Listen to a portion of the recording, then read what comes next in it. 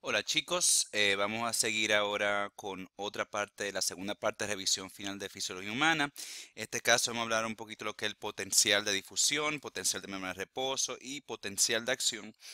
Yo sé que a veces es un poquito difícil algunas partes de esto, pero yo creo que podemos hacer por lo menos ver las partes más importantes para poder entender algunos conceptos antes de llegar al examen. ¿Ok? Entonces, si seguimos viendo, recordamos que la membrana son una estructura que no deja pasar muchas cosas. Sí, me hace un paro a muchas sustancias. Solamente sustancias muy pequeñas como CO2, oxígeno, la atraviesan relativamente fácilmente, mientras que otras, especialmente si tienen carga como el sodio, como la glucosa, no la pasan tan fácil. Para poder pasar necesitan el paso por una proteína integral que sería un canal. En el caso, cuando estamos viendo canales de sustancias como el sodio que tienen carga, hablamos de canales iónicos que tenemos que saber que son selectivos, que aparte de ser selectivos pueden estar abiertos o cerrados. En el caso de lo que sería en este sodio, sodio aquí en este caso está siempre abierto, este porito. Usualmente también podemos tener canales de potasio, vamos a ser un poquito diferente. Y este es un canal de potasio que permite que el potasio salga de la célula. En el caso de la conductancia de un canal, recuérdense, una sustancia va a pasar siempre y cuando tenga canales.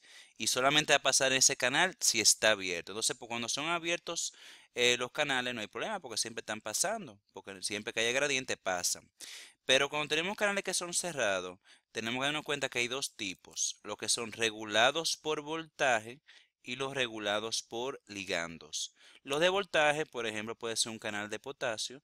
Yo pongo un voltaje específico. Cuando decimos un voltaje específico, que el interior de la membrana tiene más o menos iones y eso permite que sea en un caso, vamos a suponer, reposo negativo. Y si llega a cambiar ese negativo, es decir, un menos 70 a un menos 55, es el voltaje específico para que abran los canales y permitan que pasen. Perfecto. Pero hay canales, como en el caso del sodio, que aparte de tener una puerta de activación que abrió con menos 55, por ejemplo, tienen también una puerta de inactivación que van a cerrar en algún momento dado. Y eso permite parar, ya cuando tengo esto cerrado, es lo mismo que decir, la puerta de inactivación cerrada es lo mismo que decir que no puedo pasar ninguna sustancia por el canal. En el caso de los que son controlados por ligandos, seguimos nuestra membrana por aquí, los controlados por ligandos tienen un receptor que cuando se une el receptor es que permiten o que se abren, como en el caso del receptor nicotínico que tenemos en la unión neuromuscular, que cuando acetilcolinas se une a ese receptor permite que tanto sodio entre como que potasio salga y eso permite despolarizar la unión neuromuscular. Entonces es bueno que tengamos pendiente lo que son potencial de difusión y potencial de equilibrio. Potencial de difusión es simplemente decir, bueno, que yo tengo una sustancia como sodio que atraviesa la membrana porque tiene un canal o porque es permeable esa sustancia y sodio se moverá de donde hay más. Fíjense aquí, espérense, aquí estamos. Que sodio se moverá donde hay más a donde hay menos. Pero el problema con eso es que cuando sodio se está moviendo donde hay más, hay menos, estoy haciendo que el positivo pase más del lado 2 y tengo más cerca de la membrana positivo y como en el otro lado no puede pasar cloro o cloruro, adentro de la membrana se queda un poco más negativo. ¿Ok? Si yo llegara a un momento que moví tanto sodio por su potencial o su gradiente de concentración y lo convertí tan positivo aquí, tan positivo aquí, tan positivo aquí y aquí tan negativo que parte del sodio quisiera volver hacia atrás. Si llegamos a un punto que la fuerza del gradiente de concentración es tan fuerte como el gradiente eléctrico, si el gradiente eléctrico llegó a ser la fuerza opuesta, hablamos de un potencial de equilibrio, de este caso del sodio. Lo mismo podemos decir lo mismo una membrana que es permeable a cloruro, pero no a sodio, que genera tanto un potencial químico, pero también un potencial eléctrico.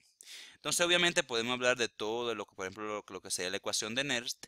No vamos a entrar tanto en detalle con eso, pero sí me gustaría que tengamos pendiente cuáles son los potenciales de equilibrio de alguna sustancia.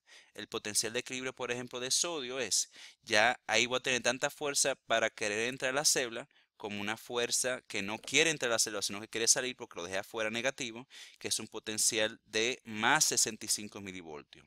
En el caso de calcio es mayor, de más 120 milivoltios. El de potasio es menos 85 milivoltios. ¿Ok? También está el cloruro, que también más o menos 85. Entonces, usualmente cuando hablamos del potencial de membrana, es la carga que tiene el interior de la membrana. Si esta es mi célula, aquí, cómo están los iones de un lado a otro, y ese es mi potencial de membrana. Usualmente cuando la membrana de una célula excitable como músculo nervio está en reposo, así que no está haciendo ninguna actividad, tiende a estar negativo dentro de la célula, y eso lo conocemos como potencial de membrana en reposo, que usualmente es menos 70 milivoltios. Y fíjense que el menos 70, y si echamos para atrás, nos vamos para aquí, vemos que es muy cercano al potencial de equilibrio de potasio.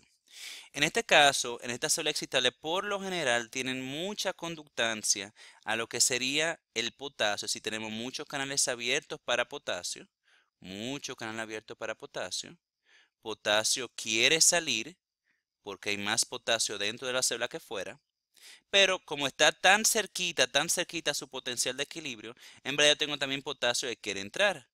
Netamente sale un poquito de potasio, netamente, pero como tengo menos 70 aquí adentro también quiere entrar. Entonces, ¿por qué no hay una conductancia de sodio? Porque la mayoría de los canales de sodio que yo tengo están cerrados, y aunque yo tengo una fuerza para querer entrar sodio por el gradiente de concentración, pero también tengo una fuerza eléctrica porque aquí está muy negativo y sodio positivo que también quiere entrar, pero el hecho de que están cerrados no me permite el movimiento de sodio hacia dentro de la célula. Esa conductancia entonces se determina por el potencial de difusión. El ion va a ser impermeable, es decir, un ion que quiere ser impermeable, como en el caso del sodio, quiere llegar a su potencial de equilibrio. Es decir, si tú dejaras sodio por su cuenta, uff, tranquilo, se mete dentro de la célula, hubo una fiesta. Pero ¿qué pasa? Que no me como no puede entrar, hasta ahora no puedo hacer nada. Sodio se queda afuera, tiene la puerta trancada. Y aunque la bomba sodio-potasio TPasa no me hace nada, no me contribuye directamente al potencial de membrana de reposo, recuérdense que como netamente yo puedo tener, y vamos a hacerlo otra vez aquí arriba, netamente yo tengo un poquito de entrada de sodio en reposo y un poquito de salida de potasio. Si yo lo dejara así, yo no me quedara a menos 70. Entonces yo necesito algo que me vuelva a coger el sodio y me lo entre, que vuelva a coger el sodio, es decir, el potasio y que me lo entre, y vuelva a coger el sodio y que me lo saque, que obviamente sea la bomba sodio-potasio, la TPasa. Entonces vamos a ver la imagen un poquito más adelante, pero simplemente vamos a dar lo que serían los diferentes términos.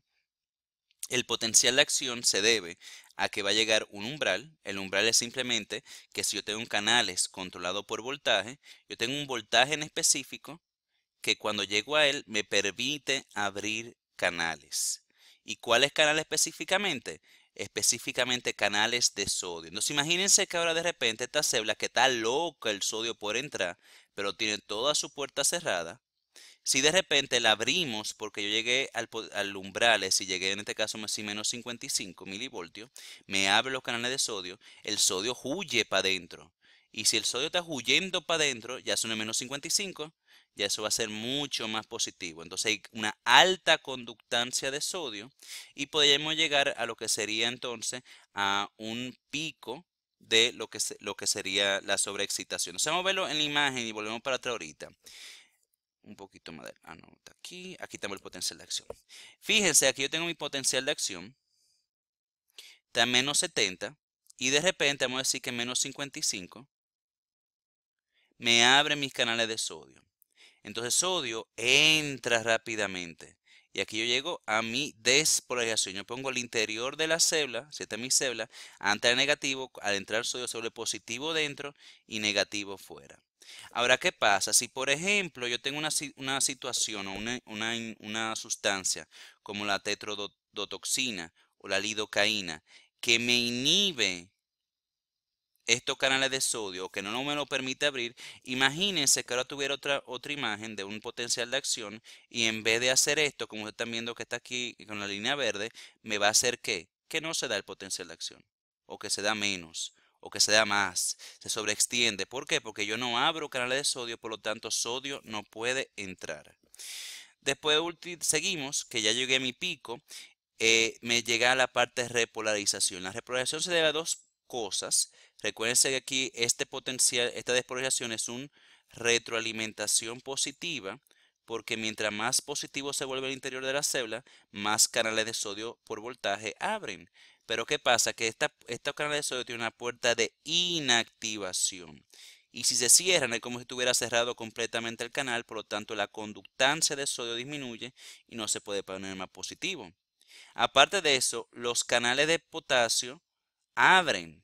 Y recuerden, yo tengo mucho potasio dentro y ahora no es positivo dentro de la célula. Digo, no es positivo fuera de la célula como antes.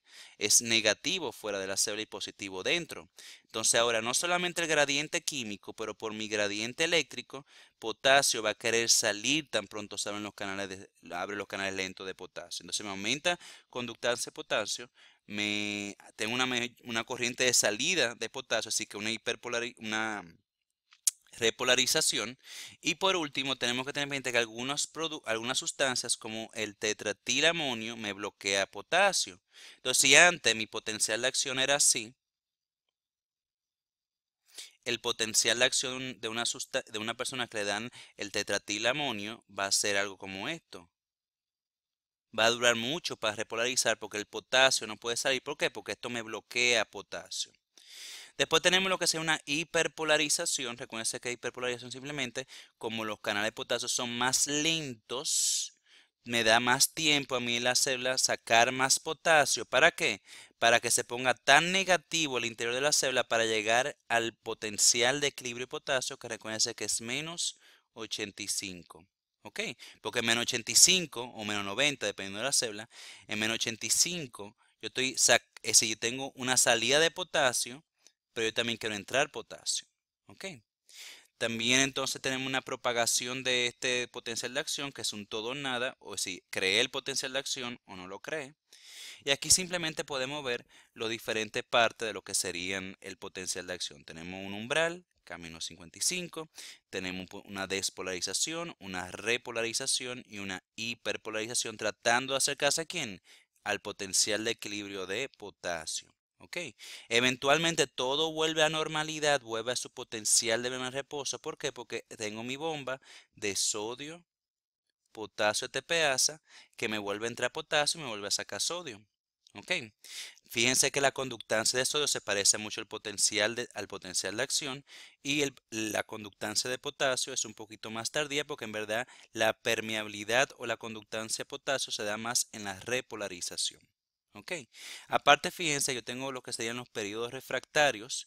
Un periodo refractario absoluto es que yo no puedo generar otro potencial de acción por más estímulo que haga. ¿Por qué? Pues ya tengo los canales de sodio abiertos. Y aparte de eso, ya cuando llego al pico, de aquí hasta casi ya terminando la repolarización, mis canales de inactivación de sodio están cerrados. Entonces, por más que yo mande estímulo, no va a entrar sodio. ¿Ok? Y por último, yo tengo mi periodo refractario relativo.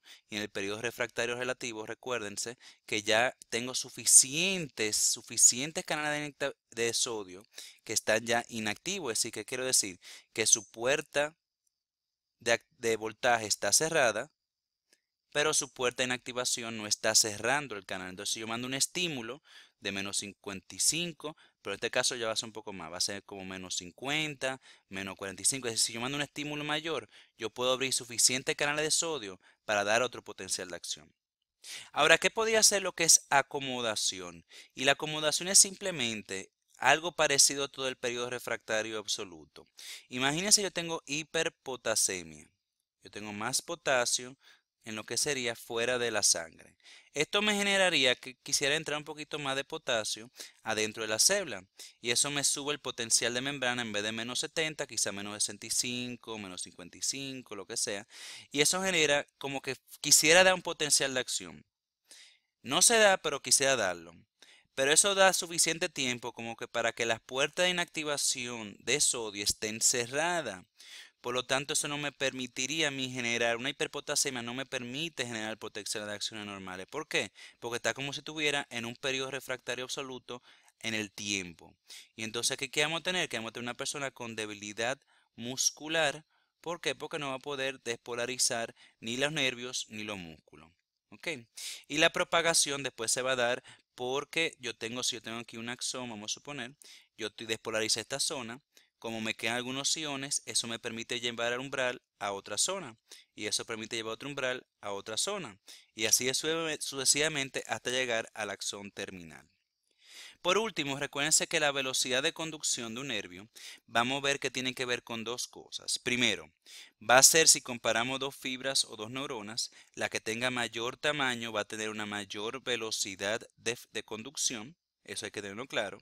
Pero lo más importante, siempre que salga tienen que tenerlo, es lo que sería la mielinización. Si yo tengo células Schwann, las células Schwann me envuelven, como ven aquí, toda esta parte del axón. Y al envolverme y aislarme no eléctricamente, aquí yo no tengo ningún canal. No tengo ni canal de sodio, no tengo canal de potasio. ¿Dónde se concentran ellos? Se van a concentrar en esos espacios que no tienen mielina. Y eso lo conocemos los nódulos de Ranvier. ¿Ok? Y al hacer esto, eso permite que el impulso parezca que está saltando simplemente entre los nódulos de Ranvier. Entonces, en vez de tener que pasar uno por uno despolarizando, yo tengo que pasar saltando de un nódulo Rampierre a otro y hace que la velocidad de conducción sea más rápido. Simplemente saber por qué va hacia la derecha, es decir, hacia el axón terminal, porque recuérdense que si yo despolarice esta zona, si despolarice esta zona que está inmediatamente antes de donde estaba despolarizada antes, lo más seguro está en un periodo refractario absoluto. Pues entonces el impulso ¿dónde tiene que ir? Hacia la derecha. ¿Hacia dónde? El axón terminal. Entonces, simplemente vamos a ver algunas diferencias entre sinapsis química y unión neuromuscular. Una sinapsis química se da un potencial de acción de una célula presináptica. Siempre recuérdense que calcio va a entrar en la terminación sináptica. Eso permite que se dé un proceso de diferentes proteínas que me lleven las vesículas secretoras hacia la membrana del axón terminal, que me libera el neurotransmisor. El neurotransmisor se va a liberar hacia una hendidura sináptica.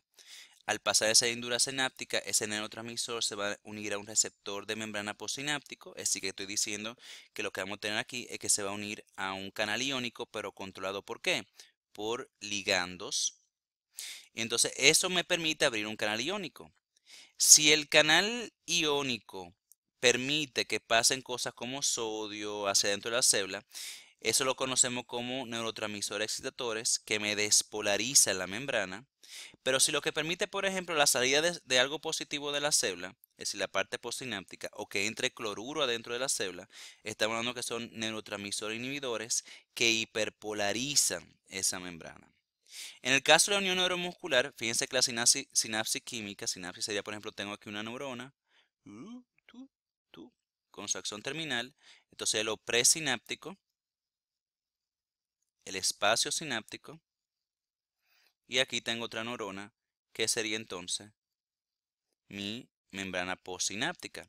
Es algo muy parecido a la unión neuromuscular, la única diferencia es que yo tengo un nervio motor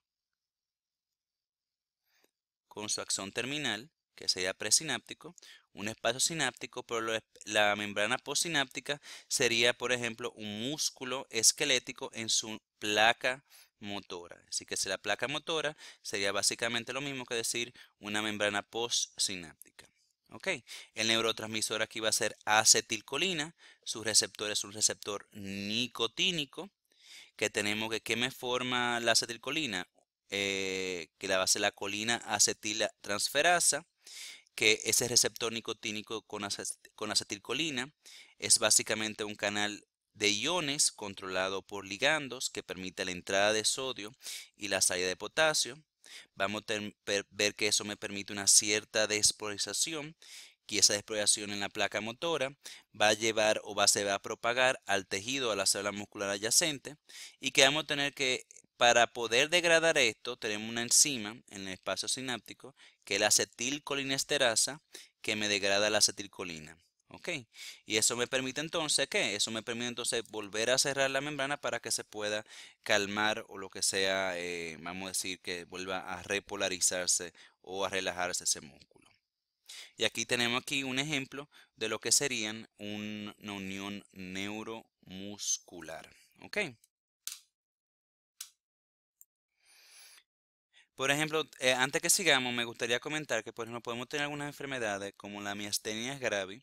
Y la miastenia gravis me degradan lo que serían estos receptores de acetilcolina, es decir, los receptores nicotínicos, como una enfermedad autoinmune. Entonces, ¿qué vamos a tener? Una persona que obviamente no puede priorizar tanto la placa motora, va a tener debilidad muscular, etcétera.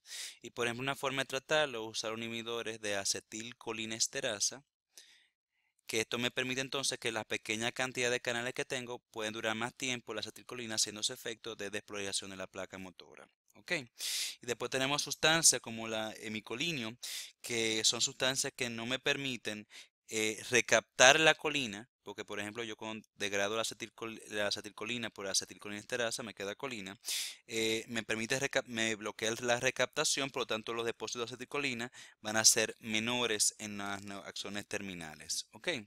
¿Qué otra sustancia podemos tener pendiente? Por ejemplo, tenemos la toxina botulínica, que lo que hace que, por ejemplo, me bloquea la secreción de acetilcolina de los terminales presinápticos. ¿Y qué va a pasar? Entonces, obviamente, no tengo ningún efecto, ninguna transmisión neuromuscular. Por ejemplo, tengo el curaré. El curaré me va a competir con los receptores de acetilcolina en la placa motora. Por lo tanto, vamos a tener una disminución de estas despolarizaciones pequeñas que salen en la placa motora y me puede llevar a parálisis y eventualmente si llega a ser parálisis suficientemente grande, una disminución de los músculos respiratorios y muerte. Ya comentamos de los inhibidores de la acetilcolinesterasa, que lo puedo utilizar como un tratamiento de lo que sería la miastenia gravis. Y tenemos otra sustancia como el hemicolinio, que no me permite la reentrada o tomar otra vez la colina hacia la terminal presináptico. Y esto básicamente lo que va a hacer es que tengo menos acetilcolina para hacer potenciales de acción. Recuerden que yo voy a tener diferentes neurotransmisores, aquellos que son excitatorios, lo principal vamos a ser acetilcolina, noradrenalina, adrenalina, dopamina, glutamato, serotonina. Por lo general, lo más que vamos a hablar nosotros aquí van a ser lo que sea acetilcolina, noradrenalina y adrenalina. Y usan usualmente canales de sodio y potasio. Y tengo neurotransmisores inhibitorios como van a ser GABA, glicina, óxido nítrico, que por lo general lo que usan es cloruro. Y con esto, señores, les quiero agradecer su tiempo. Ya terminamos este segundo video de lo que sería la revisión de la materia de fisiología. Espero que le haya sido de provecho y seguiremos hablando.